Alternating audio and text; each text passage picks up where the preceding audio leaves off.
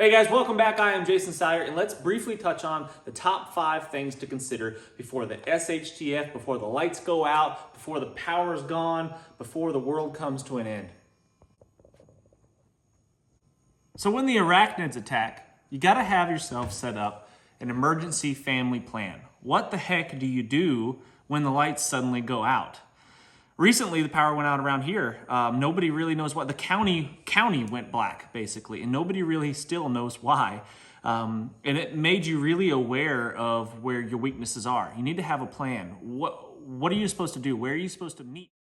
What do you do? The kids are at school. Do you go get this? Who goes and gets the kids? What do the kids have on them? All of these types of things need to be pre-thought out and pre-planned. If the house catches on fire, where do we go? Where do we meet? Who gets who? Who's in charge of which kids? That kind of stuff.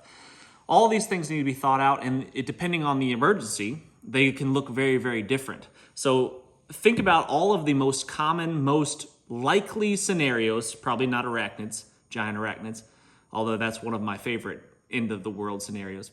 Think about the most likely scenarios and then make plans based on those scenarios and make sure you really thoroughly go over and discuss it with your family. You need to get to know your neighbors, people in close walking distance proximity to you that you can trust, that you can rely upon. They are useful individuals with skills that will be helpful in that type of situation. They need to be suitable, possessing the skills, possessing the mentality that is going to be helpful to the group. And then they need to be teachable, willing to learn new skills, willing to accept the fact that they don't know everything. And I did a video on that, and you can click on it somewhere in this area right here.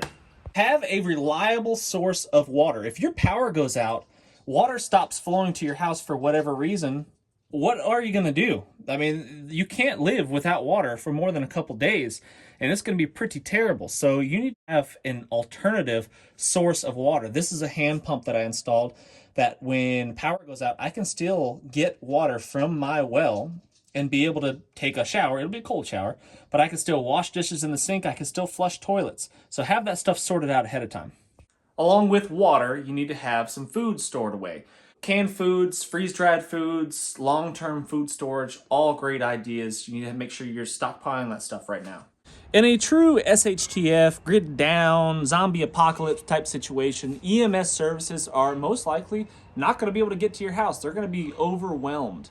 Hospitals are going to be full, that kind of stuff. So you need to be more self-reliant. Having bandages, for example, braces if you should jack up your wrist when crashing your motorcycle, running from the zombies, that type of thing. Just need to have that stuff ready to go on hand and know how to use the medical supplies before it actually happens.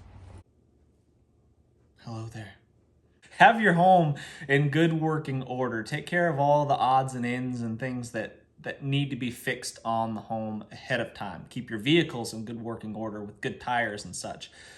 But along those same lines is having alternative ways to heat your home. If you live in a place where the winters are pretty nasty and the temperatures get really, really cold, you need to have more than one single way to heat your home. Where I live, fortunately, it doesn't get that cold, at least not for very long.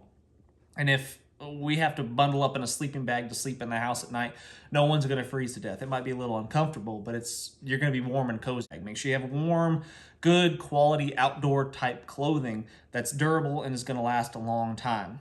All of that stuff should be taken care of now before it gets bad. All right, friends, thanks so much for watching. I really, really appreciate it. Don't run around like a chicken with your head cut off when the power goes out. Be prepared, have a plan, and life won't be so bad. Thanks for watching. Hit that thumbs up, subscribe if you haven't done so already, and we'll see you on the next one.